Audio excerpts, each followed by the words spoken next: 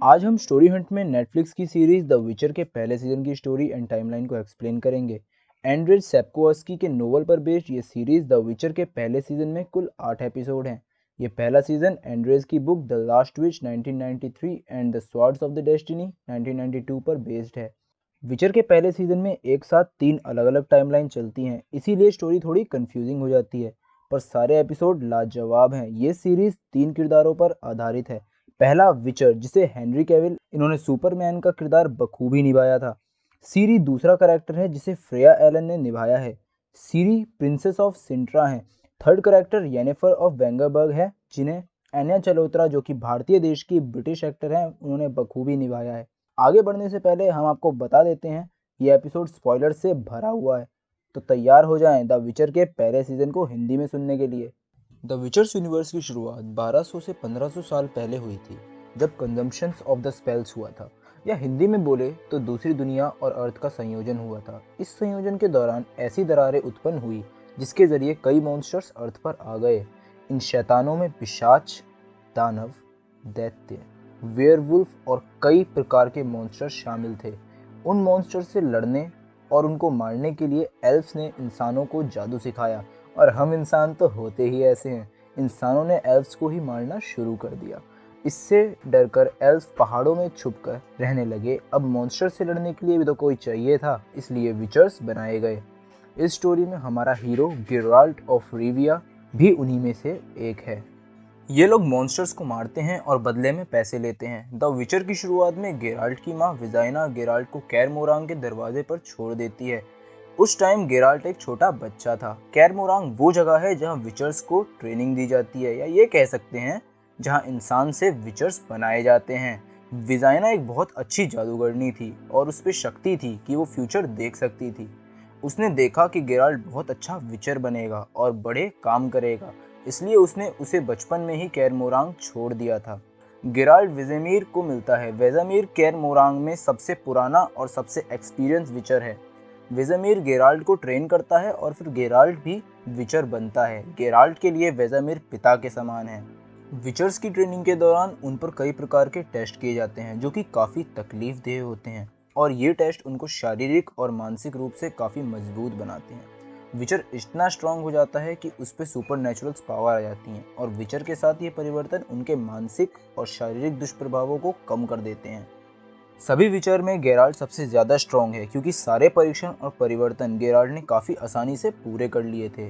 इसलिए गेराल्ट के ऊपर और परीक्षण किए गए, जिससे उसकी स्किन और बालों का कलर वाइट हो गया, और आगे चलकर लोग उसे द वाइट वुल्फ और ग्वेन ब्लेड भी कहने लगे।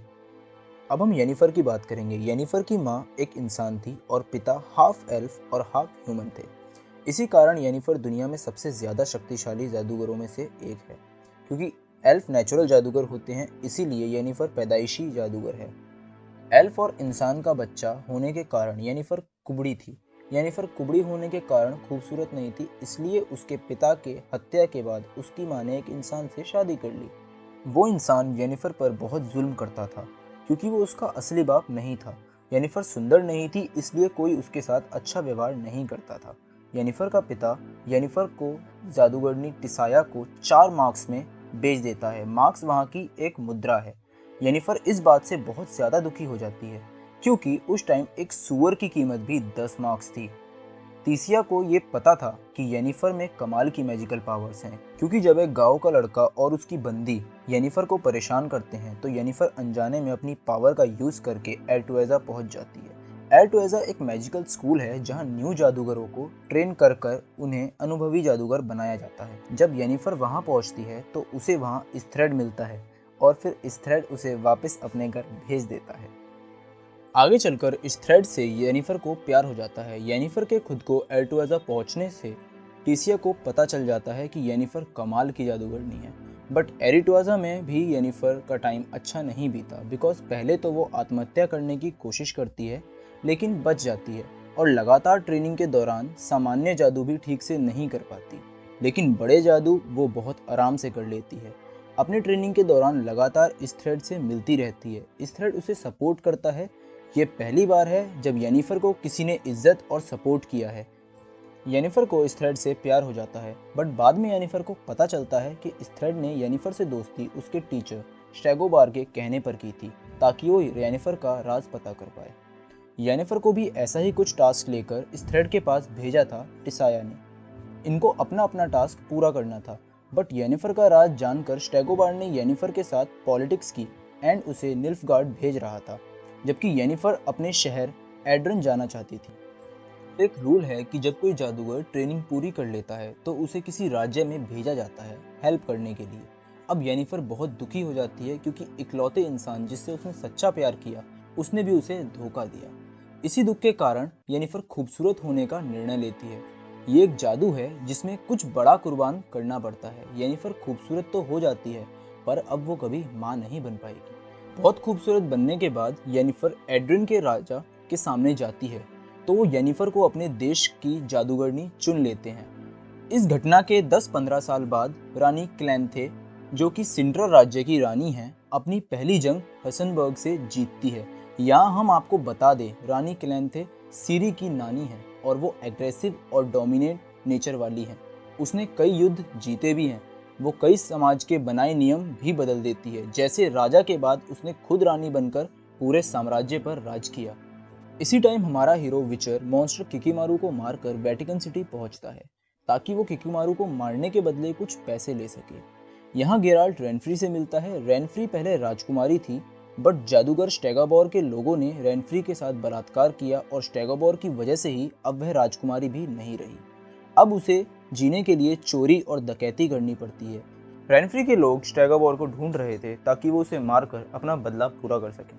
यहाँ एक बच्ची आती है और गेराल्ट को कहती है कि किकीमारू को मारने के बदले एक जादूगर पैसे देगा, एंड गेराल्ट उसके पास चला जाता है। वह जादूगर स्टेगोबार होता है, जो अपना नाम बदलकर रेनफ्री से छुपकर रह रहा होता है।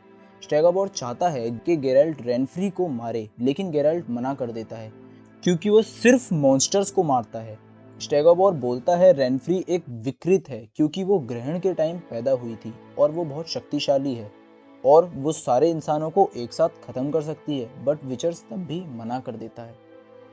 इसके बाद विचर को जंगल में रेनफ्री मिलती है और उसे अपने ऊपर हुए अन्याय के बारे में बताती है। रेनफ्री विचर को स्टेगोबार को मारने को बोलती है, लेकिन विचर उसे भी मना कर देता है। विचर और रेनफ्री एक दूसरे के करीब आते हैं। यहीं विचर रेनफ्री को वेटिकन को छोड़ के जाने की सलाह देता है और बदला भूल जाने को कहता है। रेनफ्री विचर को बोलती है कि कल वो छोड़कर चली जाएगी। अगली सुबह विचर रेनफ्री को अपने पास नहीं पाता। वो समझ जाता है रेनफ्री स्टेगोबार को मारने गई है। विचर स्टेगोबार को बचाने जाता है। उसे रेनफ्री के साथियों से लड़ना भी पड़ता है। उनको मार के जब वह आगे बढ़ता है, तभी रेनफ्री आती है और उससे लड़ती है। गेराल्ट उससे लड़ता है और समझाता है, बट वो नहीं समझती और अनजाने में गेराल्ट के हाथों मारी जाती है। मरते टाइम वो गेराल्ट को बोलती है कि जंगल वाली लड़की ही गेराल्ट की नियति है। यहाँ सीरी की बात हो रही है और सीरी तो अभी पैदा भी नहीं हुई थी। रेनफ्री फ्यूचर देख सकती थी, बिल्कुल गेराल्ट की माँ की तरह। इसीलिए उसने गेराल्ट को कैर मोरांग के गेट पर छोड़ा था। रेनफ्री के पास और भी सुपर पावर्स थी, लाइक उस पर जादू का असर नहीं होता था, तभी तो स्टेगोबार उससे छुपा फिर रहा था। ये शक्तियाँ उसको ग्रहण के दौरान पैदा होने की वजह से आई थी। रेनफ्री के मरते ही वहाँ स्टेगोबार आ जाता है और गेराल्ट को रियलाइज होता है कि उसने गलत इंसान का साथ दिया। इस घटना के बाद वह विचर ऑफ फेलिकन के नाम से भी बदनाम हुआ। ऐसे ही कई घटनाओं के कारण लोग गेराल्ट को पसंद नहीं करते थे। इसके 8 साल बाद गेराल्ट को एक बार में जेस्कियर मिलता है, जो कि एक पोइट और सिंगर होता है। जेस्कियर गेराल्ट को उसे उसके साथ ले जाने को बोलता है, ताकि वो उसके एडवेंचर्स की कविताएं लिख के सबको सुनाए और उसकी छवि सुधारे, और ताकि बाकी भी उसकी रेस्पेक्ट करें। उसी टाइम एक किसान गेराल्ट को एक दानव को मारने के लिए 150 मार्क देकर जाता है। गेराल्ट उस दानव को मारने जाता है और वो कवि जेस्कियर भी उसके पीछे आ जाता है। गेराल्ट को एक दानव मिलता है और वो उसे पकड़ लेता है। उसका नाम डॉर्क होता है, जो कि बहुत बुद्धिमान होते हैं और उनका फेस एक भेड़ जैसा होता है। गेराल्ट उसको जाने को कहता है, तभी उस पे पीछे से कोई अटैक कर देता है। गेराल्ट बेहोश हो जाता है। जब वो होश में आता है तो वह एक गुफा में होता है। तब उसे एल्स का राजा मिलता है, जो अपनी जाति को बचाने के लिए छुप कर रह रहा होता है। फिलावेंड्रल एल्फ का राजा होता है जो बताता है कि डॉर्क उनके लिए खाना चुराता था उस किसान के खेत से। अब वो एल्फ और हमारे विचर और पुइट को मारने वाले होते हैं, बट गेराल्ट उनसे बोलता है कि तुम लोग छुप के अपनी जाति का अपमान कर रहे हो, एक हो और बदला लो उन इंसानों से। एल्फ के राजा को सही लगती है ये बात और वो समझ जाते हैं कि गेराल्ट किसी मासूम को नुकसान नहीं पहुंचाता, वो बस मॉन्स्टर्स को मारता है। फिलावेंड्रल उन दोनों को छोड़ देता है। इसके 2 साल बाद नेल्फगार्ड के लोग भूखमरी से परेशान होकर विरोध करते हैं और तख्ता पलट कर देते हैं। इसके 3 साल बाद गेराल्ट जब एक वैश्य के पास होता है तब वो गेराल्ट को एक विचर के बारे में बताती है जो एक दानव को मारने तमालिया नामक राज्य गया था, लेकिन उसने दानव को नहीं मारा और वहां से मजदूरों का पैसा लेकर भाग गया। गेराल्ट के पास पर्याप्त पैसे नहीं होते 3 दिन रुकने के, तो वो अपना घोड़ा वहीं गिरवी रख देता है और अकेले तमालिया निकल जाता है। जब वो तमालिया पहुंचता है तो वहां के लोग विचर्स पे बिल्कुल भरोसा नहीं करते और उनको चोर बुलाते हैं और वहां का राजा गेराल्ट को निकाल देता है। तभी चुपके से वहां की जादूगरनी ट्रिस मैरीगोल्ड वहां पहुंच जाती है और गेराल्ट को सिपाहियों से छुड़ाकर अपने साथ ले जाती है। वो गेराल्ट से हेल्प चाहती है ताकि वो इस दानव से इस शहर को बचा सके और ये सारे कार्य वो उस देश के राजा से छुप के करे। ट्रिस गेराल्ट को पैसे देने का भी वादा करती है। गेराल्ट इन्वेस्टिगेट करता है और पता चलता है कि ये दानव एक स्ट्रिगा है। स्ट्रिगा बहुत ही दुर्लभ होते हैं और ये सिर्फ श्राप द्वारा बनाए जाते हैं। ये श्राप राजा की बहन एना को दिया गया था। यहाँ इस श्राप का कारण उस राजकुमारी के पिता का गायब होना था और उसके बाद फोल्टस को राज्य की गद्दी मिलना था, क्योंकि एना और फोल्टस दोनों भाई बहन हैं और इस राज्य का मंत्री ऑर्ट्रिड एना को बहुत चाहता था। तो राजा की बहन एना और फोर्टस के बीच के रिश्ते से ऑर्ट्रिड बहुत गुस्सा था और एना को श्राप देने में ऑर्ट्रिड का एक अहम हाथ था। उसने अपना इस्तेमाल होने दिया और उसी के हाथों एना को ये श्राप मिला।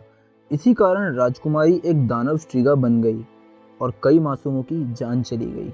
क्योंकि राजा अपनी बेटी को मारने नहीं देना चाहता था, इसलिए उसने किसी को भी स्ट्रिगा को मारने नहीं दिया। गेराल्ट समझ जाता है उसे श्राप हटाने के लिए स्ट्रिगा को सुबह होने तक उसके कब्र से दूर रखना है। गेराल्ट उस मंत्री को उस राजकुमारी के कमरे में बांध देता है। स्ट्रिगा उसे मार देती है, फिर गेराल्ट उसे कब्र में जाने से रोकता है, लेकिन स्ट्रिगा बहुत शक्तिशाली होती है, यहाँ तक कि गेराल्ट भी उसे हरा नहीं पाता और बहुत ज़्यादा घायल हो जाता है। तभी गेराल्ट भागकर उस कब्र में घुस जाता है और जादू से उस कब्र को लॉक कर देता है। इस कारण स्ट्रिगा बाहर रह जाती है और सुबह श्राप मुक्त हो जाती है। यहाँ हमें गेराल्ट का नया रूप देखने को मिलता है जो मॉन्स्टर्स को ठीक करने पर जोर देता है, मारने पर नहीं। जैसे ही गेराल्ट बाहर आता है, वो राजकुमारी जो कि श्राप मुक्त हो गई थी गेराल्ट पे हमला कर देती है, क्योंकि उसने काफ़ी साल दानव की ज़िंदगी जी है। गेराल्ट बेहोश हो जाता है और जब होश में आता है तो ट्रिस मैरी को देखता है जो कि उसका ध्यान रख रही होती है और उसका इलाज कर रही होती है। ट्रिस बताती है कि वो जब बेहोशी में था तो बार बार रेनफ्री का नाम पुकार रहा था। इससे पता चलता है कि गेराल्ट रेनफ्री को चाहने लगा था और उसकी मौत का गेराल्ट को बहुत दुख था। गेराल्ट ट्रिस से उसके पैसे लेता है और अपने घोड़े को छुड़ाता है। इसके बाद 5 साल बाद की कहानी शुरू होती है। यहाँ गेराल्ट एक दानव को मारकर एक बार में आता है और जेस्कियर हमेशा की तरह गेराल्ट पर एक कविता लिखता है और उसे सुनाता है। जेस्कियर की वजह से गेराल्ट को लोग चाहने लगे हैं और गेराल्ट को अपना रक्षक मानने लगे हैं। जेस्कियर गेराल्ट से रिक्वेस्ट करता है कि गेराल्ट उसके साथ सिंट्रा चले, जहाँ रानी कैलेंथे की बेटी का स्वयंवर है। कैलेंथे की बेटी का नाम पवीटा है। अब विचर की लाइफ में एक बड़ा मोड़ आने वाला है। जैसा कि हम जानते हैं, रानी कैलेंथे हमेशा मर्दों के बनाए नियम चैलेंज करती है। रानी अपने आप को राजा घोषित कर चुकी होती है। वह सिंट्रा की सबसे ताकतवर शख्सियत होती है और उसे सिंट्रा की शेरनी के नाम से भी बुलाया जाने लगता है और उसने कई युद्ध में भी हिस्सा लिया है और जीते भी हैं। उसी ने एल्व्स का संहार भी किया है। यहाँ भी रानी ने पवीटा के लिए पहले से क्रेटियन क्रैक को चुन रखा है, क्योंकि उसका चाचा राजा ईस्ट एक शक्तिशाली राजा है और इन दोनों देश के एक हो जाने से कोई भी इनको हरा नहीं पाएगा। रानी कैलेंथे भी राजा ईस्ट को चाहती है। राजा ईस्ट ने कई बार रानी कैलेंथे को शादी के लिए बोला है, बट रानी दोबारा किसी मर्द से शादी करके उसके अधीन नहीं होना चाहती। ये एक शादी नहीं, समझौता होता है, इसलिए रानी सबकी बेइज्जती करती जाती है। जो अभी राजकुमार आता है जैसे कि एक नेल्फगार्ड का राजकुमार आता है तो रानी उसके साथ नेल्फगार्ड की भी बेइज्जती कर देती है। तब नेल्फगार्ड एक छोटा शहर होता है और बहुत शक्तिशाली भी नहीं होता। रानी गेराल्ट को अपने पास बैठाती है और उससे बोलती है कि यहाँ कुछ लोगों को मार देना, तुमको जितने पैसे चाहिए मिल जाएंगे। लेकिन गेराल्ट साफ मना करता है क्योंकि ये उसके उसूलों के खिलाफ है। तभी वहाँ कवच पहने हुए एक योद्धा आता है जो खुद को एलन वर्ल्ड का राजकुमार बताता है। वो राजकुमारी पवीटा का हाथ मांगता है। रानी उसे अपना चेहरा दिखाने को बोलती है तो वह मना कर देता है और बोलता है उसने किसी योद्धा को 12 बजे तक चेहरा ना दिखाने की शपथ दी है। तभी राजा ईस्ट उसका मुखौटा गिरा देता है और फिर उस योद्धा का चेहरा दिखता है जो किसी जानवर के जैसा होता है। कैलेंथे गेराल्ट को उसे मारने को बोलती है पर वह मना कर देता है क्योंकि वह किसी श्राप के कारण ऐसा हो गया है।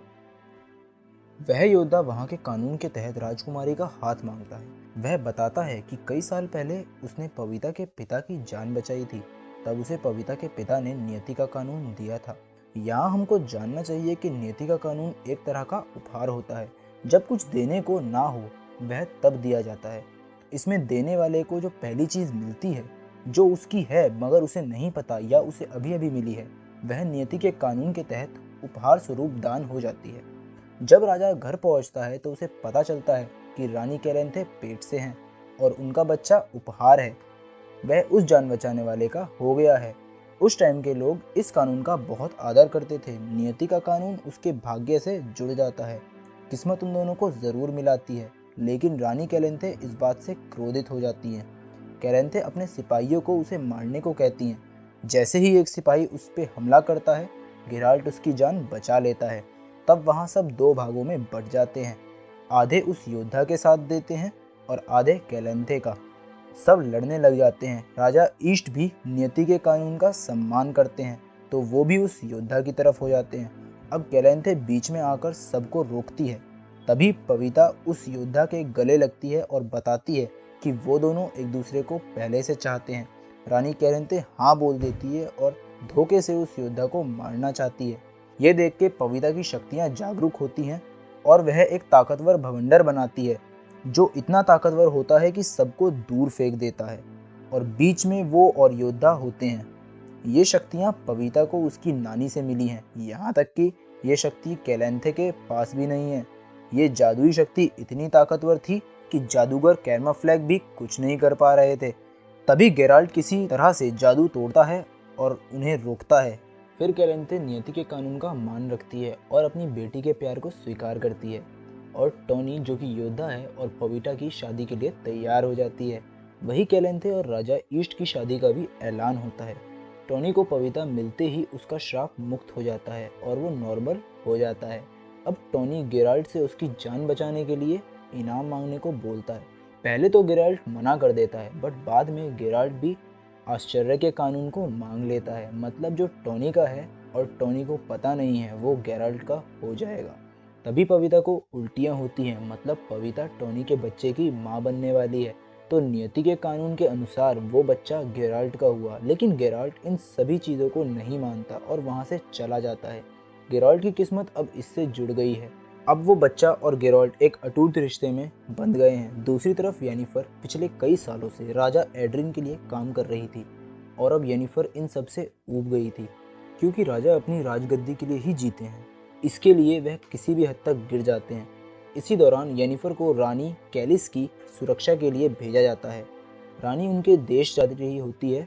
तभी रानी पर एक हमला होता है। एक हत्यारा और एक जादूगर सभी सैनिकों को मार देते हैं। येनिफर रानी को बचाने के लिए अलग अलग पोर्टल खोल के भागती है बट वो हत्यारा हर जगह आ जाता है। तभी रानी येनिफर को सुनाती है कि वो बचा नहीं रही है, सिर्फ भगा रही है। येनिफर गुस्से में उनको छोड़ के भाग जाती है। येनिफर को बुरा लगता है और वो वापस आती है। तब तक रानी मर चुकी होती है मगर येनिफर बच्चे को बचा लेती है और उस हत्यारे को मारकर जादूगर से बच के भागती है। वो जादूगर एक चाकू फेंकता है जिससे येनिफर घायल हो जाती है मगर येनिफर उस बच्चे को भी नहीं बचा पाती। ये हमला किसी और ने नहीं बल्कि राजा ने ही कराया था। राजा ने हमला इसीलिए कराया क्योंकि उसे वारिस चाहिए था यानी लड़का, और रानी के बस लड़की हो रही थी। इस घटना से येनिफर सोच लेती है कि वो अब कभी किसी राजा की गुलामी नहीं करेगी। बच्चे को देख उसके मन में ममता की भावना जागती है और वो ये सोचती है कि वो अब अपने लिए जिएगी और वो माँ भी बनना चाहती है। इसलिए येनिफर कोई तरीका ढूंढने के लिए एक जगह से दूसरी जगह घूमती रहती है ताकि वो किसी तरह माँ बन सके। येनिफर एक शहर पहुंचती है, वहां वो लोगों का जादू से इलाज करती है ताकि वो कुछ पैसे बना सके। तभी उस शहर का मेयर येनिफर को बंदी बनाकर ले जाता है क्योंकि वो उसे टैक्स देने से मना कर देती है। यहाँ येनिफर बंदी तो होती है लेकिन वो वहाँ सबको अपने वश में कर लेती है। अब टिसाया येनिफर से मिलने आती है और उसे रोकती है ये सब करने से और राय भी देती है कि वो वापस उसके साथ एरिटवाजा चले, बट येनिफर साफ मना कर देती है और वो इसका इलाज ढूंढ के रहेगी ये बोल के टिसाया को जाने को कहती है। वहीं दूसरी तरफ गेराल्ट की रातों की नींद और दिन का चैन खो जाता है। वो तालाब के किनारे एक जाल से तालाब से एक जिन को ढूंढ रहा होता है ताकि वो जिन से अपनी नींद आने की इच्छा मांग सके। यहाँ गेराल्ट को आश्चर्य का कानून ना माने 2 साल हो चुके हैं। सीरी का जन्म हो गया है पर गेराल्ट अपनी नियति से दूर भाग रहा है। अब जेस्केर उसे कहता है कि उसकी परेशानी का इलाज उसकी नियति है, यानी कि सीरी, मगर गेराल्ट उसको नज़रअंदाज कर देता है। जब गेराल्ट को जिन का मटका मिलता है तो जेस्केर उसे खींचने लगता है क्योंकि गेराल्ट ने उसके गानों का मजाक उड़ाया था। इस लड़ाई के बीच मटका खुल जाता है और जिन आज़ाद हो जाता है। जेस्केर को लगता है कि वह मटका उसके हाथों खुला है तो जेस्केर 2 विश मांगता है, बट कुछ नहीं होता तो वो मटका तोड़ देता है। इस बात से गेराल्ट बहुत ज़्यादा चिढ़ जाता है और कहता है जेस्केर चुप हो जाए, उसे शांति चाहिए। तभी गेराल्ट के हाथ पे कट का निशान बन जाता है और जेस्केर तकलीफ में आ जाता है। उससे ये पता चला कि उस जिन का मालिक गेराल्ट है और उसकी एक विश पूरी हो गई है। गेराल्ट जेस्केर को एक वैद्य के पास लेके जाता है जो एक एल्फ होता है। वो बताता है कि इसकी आवाज़ जादू से बंद हुई है और जल्द कुछ नहीं किया तो ये मर जाएगा। एल्फ उसे मेयर के घर बंदी बनी येनिफर के पास जाने को बोलता है। गेराल्ट तुरंत वहां के लिए निकल जाता है। एल्फ उसे सावधान करता है कि वो जादूगर चालाक और खतरनाक है। जब गेराल्ट वहां पहुंचता है तो पता चलता है वो जादूगर येनिफर है। ये येनिफर और गेराल्ट की पहली मुलाकात होती है। वहां सब येनिफर के बस में होते हैं। येनिफर गेराल्ट की जेस्केर को ठीक करने की बात को मान जाती है। येनिफर सोचती है कि वो जिन को काबू करेगी। गेराल्ट येनिफर को पूरी बात बता देता है और कह देता है कि जिन का मटका टूट चुका है। येनिफर को पता है उसे पहले जिन को उसके पुराने मालिक से आज़ाद करना होगा। गेराल्ट उसकी कलाई और मानसिक व शारीरिक स्थिति देख के समझ जाता है उसे बचपन में कई यातनाएं दी गई हैं और वो भी जादू से विकृत की गई है। यहाँ विचर्स के बारे में पता चलता है कि विचर्स को बनाने में जादू भी यूज़ होता है। तभी गेराल्ट को पता चलता है येनिफर जिन को अपने कब्जे में करने की कोशिश कर रही है। गेराल्ट उसको मना करता है। येनिफर उसको भी अपने वश में कर लेती है और उससे शहर के लोगों की पिटाई करा देती है। जब उसे होश आता है तो वो जेल में होता है। वहाँ एल्फ भी होता है। ये सब गेराल्ट के लिए सपने जैसा होता है। अब वहाँ मेयर के सिपाही आते हैं जो गेराल्ट को मारते हैं और उसकी आखिरी इच्छा पूछते हैं। गेराल्ट कहता है उस सिपाही का सर फट जाए और गेराल्ट की सेकंड विश पूरी हो जाती है। वहाँ येनिफर जेस्केर को ठीक कर उसकी विश पूरी करने को बोलती है, बट जिन का मालिक अभी भी गेराल्ट था। येनिफर जिन को काबू करने की कोशिश करती है पर वो इतना शक्तिशाली है कि वो येनिफर को भी मार सकता था। तभी वहाँ गेराल्ट पहुँच जाता है और वो येनिफर से जिन को रिहा करने को बोलता है। येनिफर नहीं सुनती। तब गेराल्ट अपनी लास्ट विश मांगता है। यहाँ लास्ट विश नहीं बताई गई है, बट इतना है कि गेराल्ट ने कुछ ऐसा मांगा जिससे येनिफर की जान भी न जाए और वो माँ भी बन सके और जिन चला भी जाए। इससे गेराल्ट और येनिफर की किस्मत जुड़ जाती है और वो दोनों एक दूसरे से अट्रैक्ट हो जाते हैं, जो कि पहले से थे। इसके बाद उन दोनों में शारीरिक संबंध बनते हैं। गेराल्ट की आदत है वो नियति से भागता है ताकि वो किसी चीज़ से ना बन जाए। जब वो दोनों सो जाते हैं तो गेराल्ट उठ के चला जाता है, लेकिन गेराल्ट और येनिफर की किस्मत आपस में जुड़ गई है। इसलिए किस्मत बार बार उन्हें मिलाती है और वो बार बार एक दूसरे से दूर भागते हैं। लेकिन अब गेराल्ट को येनिफर से प्यार हो चुका है और वो उसके साथ रहना चाहता है। इसके बाद हम देखते हैं कि गेराल्ट के एक दानव को मारने के बाद बॉर्च नाम का एक बंदा मिलता है। उसका पूरा नाम बॉर्च 3 जैक्टॉस होता है, जिनकी 2 खतरनाक फीमेल अंगरक्षक हैं। वो गेरोल्ड को अपने साथ ड्रैगन का शिकार करने को बोलता है और खजाने का लालच देता है, लेकिन गेरोल्ड मना कर देता है। वो गेरोल्ड को बताता है कि 4 और ग्रुप्स हैं जिन्हें राजा ने ड्रैगन को मारने को बोला है।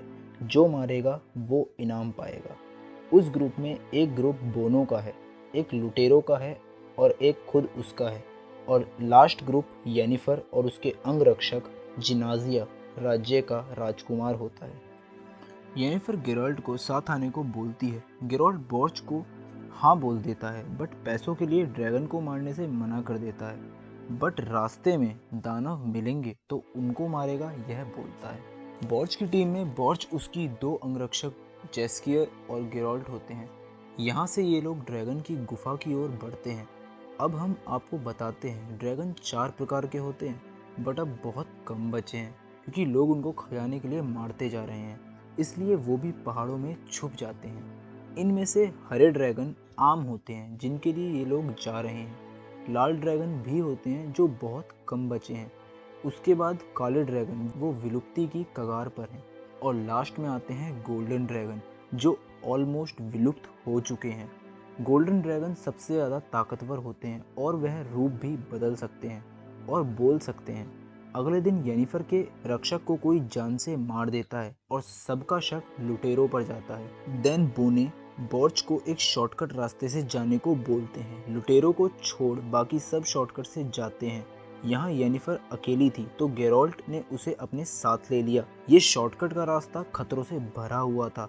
पहाड़ों के बीच लकड़ी की पगडंडियों से जाते हुए बॉर्च वहां से गिर जाता है। उसके पीछे उसकी 2 अंगरक्षक भी कूद जाती हैं। अंत में ये लोग आराम करते हैं और रात में येनिफर और गेरोल्ट दोनों करीब आते हैं। सुबह होते ही येनिफर ड्रैगन की गुफा की ओर भागती है। गेरोल्ट उसका पीछा करता है। येनिफर कुछ टाइम के लिए बोनो को जादू से रोक देती है। जब येनिफर और गेरोल्ट पहुंचते हैं तो देखते हैं ड्रैगन मर चुका है और बॉर्च के दोनों रक्षक अंडे की रक्षा करते हैं। यहाँ तक पता चलता है कि बॉर्च गोल्डन ड्रैगन है और ये सब उसने अंडे की रक्षा करने के लिए किया है। बस तभी वहाँ लुटेरे पहुँच जाते हैं। येनिफर और गेरोल्ट बॉर्च की हेल्प करते हैं और लुटेरों को मार देते हैं। एंड में वो लोग बोनो को ड्रैगन का दांत देते हैं ताकि वो राजा से इनाम ले सके। बॉर्च गेरोल्ट को येनिफर को शिविर में गेरोल्ट के करीब आने वाली बात बोलता है। इससे येनिफर गुस्सा हो जाती है। उसे लगता है गेरोल्ट का प्यार सच्चा नहीं है और ये बस एक चाल थी करीब आने की। ये सब जादू के कारण हुआ है। वो ये सोच के गेरोल्ट को छोड़ के चली जाती है। बॉर्च उसे बोलता है गेरोल्ट की नियति मतलब सीरी के पास जाना चाहिए और बॉर्च चला जाता है।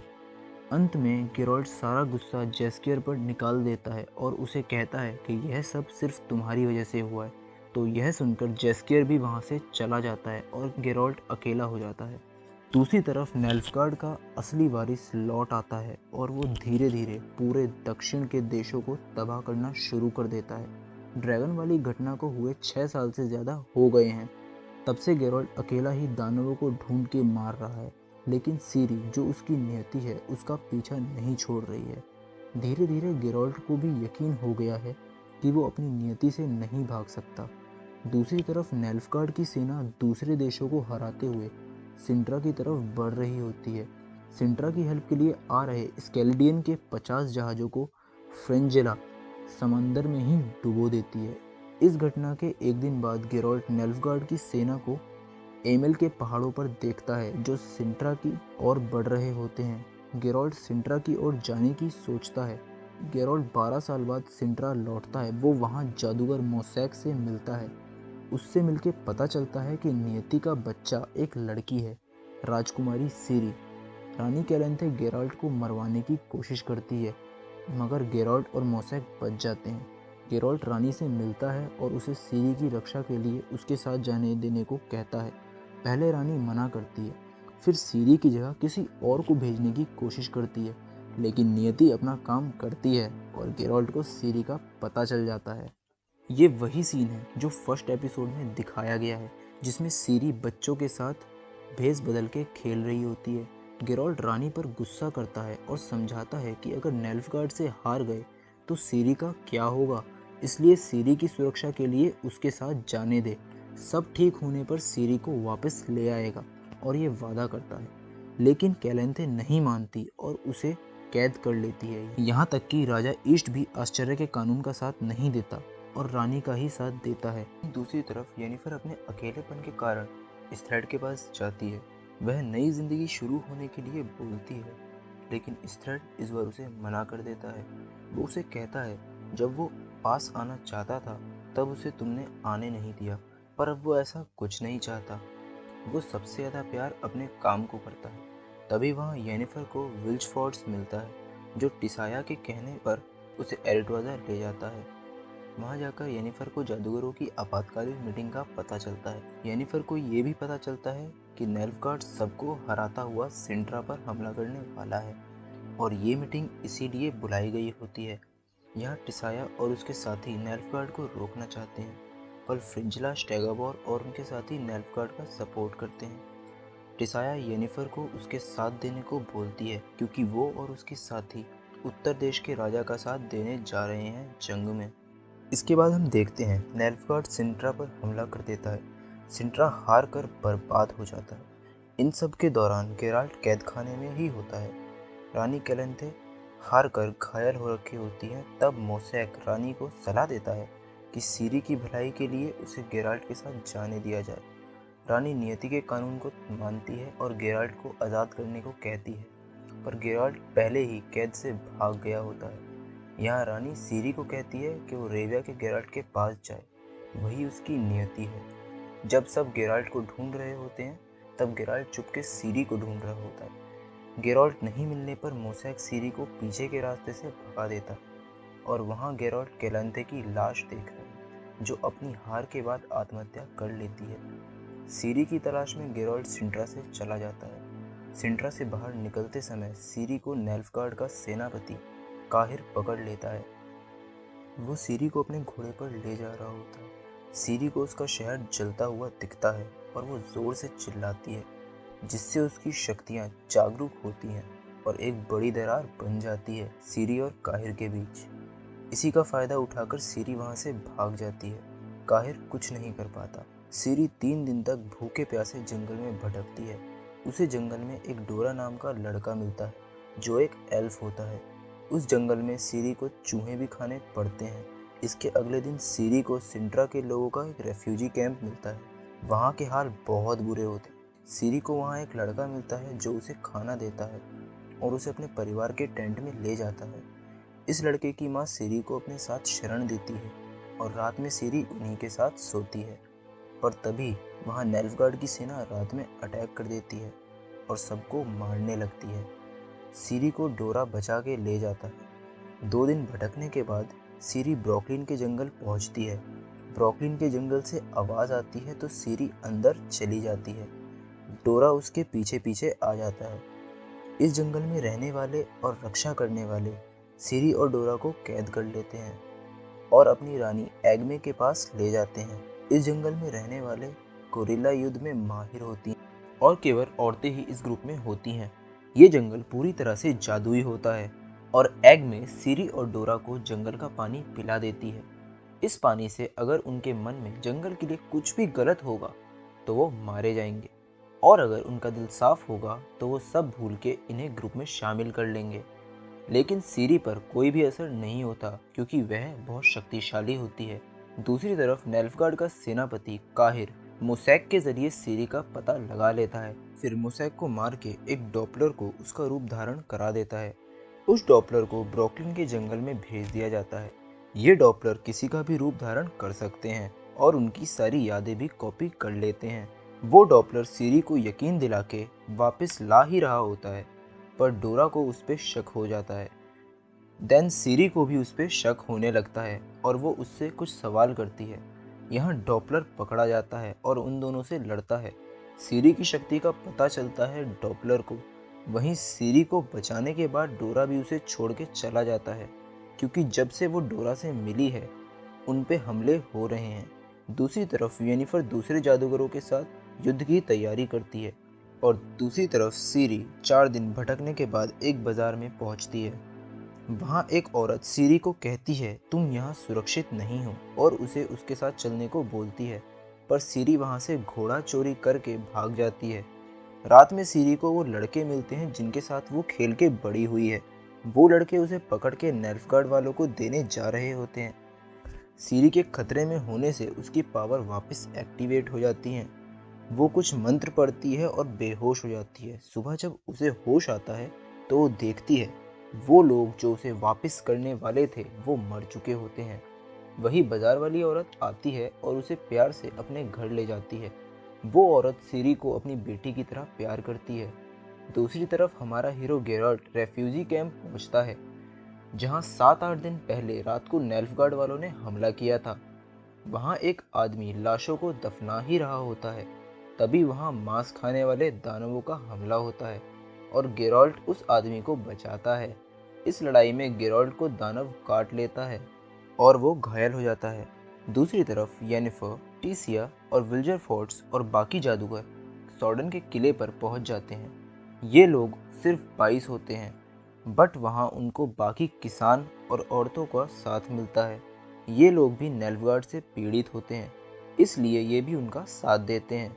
ये सॉर्डन का किला आखिरी रास्ता है उत्तर के राजा के रास्ते में, और नेल्फगार्ड इसे हरा देता है तो वो आसानी से उत्तर को हराकर तबाह कर सकता है।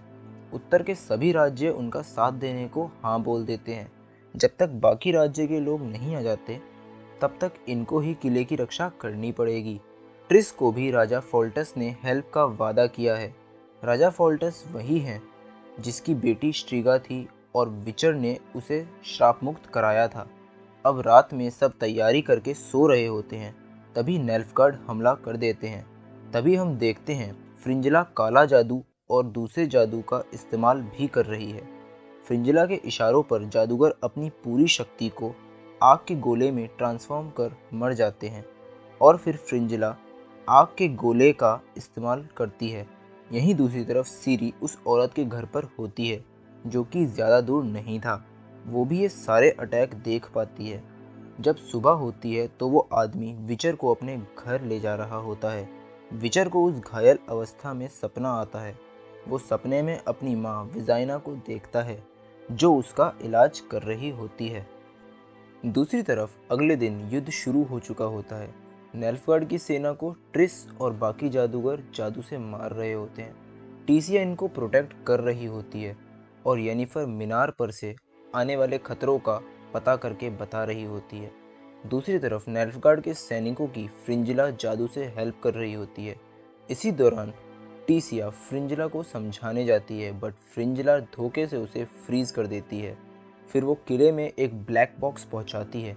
ब्लैक बॉक्स खुलते ही उसमें से कई सारे कीड़े निकलते हैं। ये कीड़े लोगों के कान में घुसते हैं और उन्हें अपने ही वश में कर लेते हैं। ये लोग अपने बारूद से अपने सारे बाकी बारूद उड़ा देते हैं, जिस कारण इनके काफ़ी लोग मारे जाते हैं। विल्गरफोर्ड सेनापति काहिर से लड़ता है और घायल होकर बेहोश हो जाता है। इनके कई सारे लोग मरने के कारण ये लोग कमज़ोर पड़ने लग जाते हैं, जबकि नेल्फगार्ड की सेना की संख्या बहुत होती है और अब एक एक करके जादूगरों को नेल्फगार्ड की सेना मारने लगती है। ट्रिस भी नेल्फगार्ड की सेना को किले में घुसने से रोकते टाइम घायल होकर मर जाती है। विल्गरफोर्ड्स को होश आता है और वो अपने ही साथी को मार देता है। यहाँ हम विल्गरफोर्ड्स की गद्दारी देखते हैं। यहाँ येनिफर भी घायल हो चुकी होती है और जब उसे होश आता है तो वो देखती है कि पूरा किला जल रहा होता है और उसके सब साथी मर चुके हैं, बस कुछ ही जिंदा हैं। येनिफर टीसिया को ढूंढ लेती है। टीसिया येनिफर को अपनी पावर्स यूज़ करने को कहती है। येनिफर घायल अवस्था में ही पूरे किले की आग को अपने अंदर ले लेती है और पूरी नेल्फगार्ड की सेना को अकेले ही जला देती है। येनिफर इन्हीं पावर से बहुत खास थी, इसी वजह से वो अकेले ये काम कर पाई, बट इसके बाद वो वहाँ से गायब हो जाती है। फिर हम देखते हैं राजा फोल्टस अपनी सेना के साथ वहाँ पहुँचता है। वहाँ सीरी को सपने में रानी कैलेंथे दिखती है, जो उसे बोलती है कि उसकी नियति रिविया का गेराल्ट है और वो उसे ढूंढे। सीरी उठकर घर से बाहर निकलती है और सीधे जंगल चली जाती है।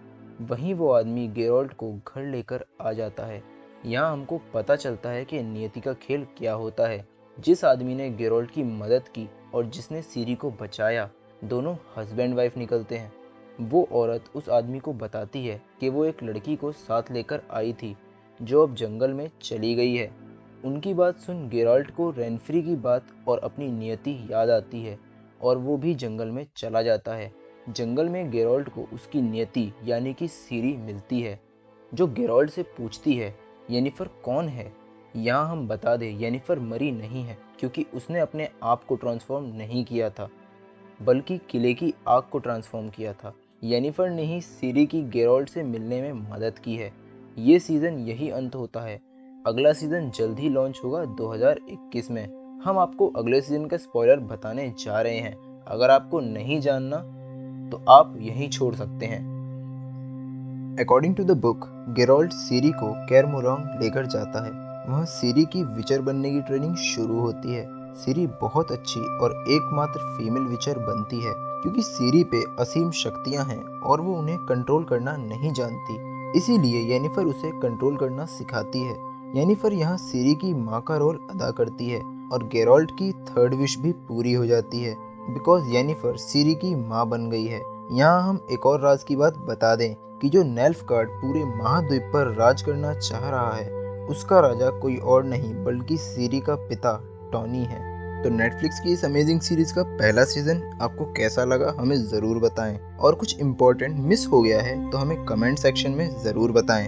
यदि आपको हमारा ये एपिसोड पसंद आया है तो उसे प्लीज़ लाइक कीजिए और अपने फ्रेंड्स के साथ शेयर करना ना भूलें। अगर आपने स्टोरी हंट को सब्सक्राइब नहीं किया है तो सब्सक्राइब करें और बेल आइकन दबाना ना भूलें, ताकि आप नया अपडेट घंटा भी मिस ना कर पाएं। जय हिंद।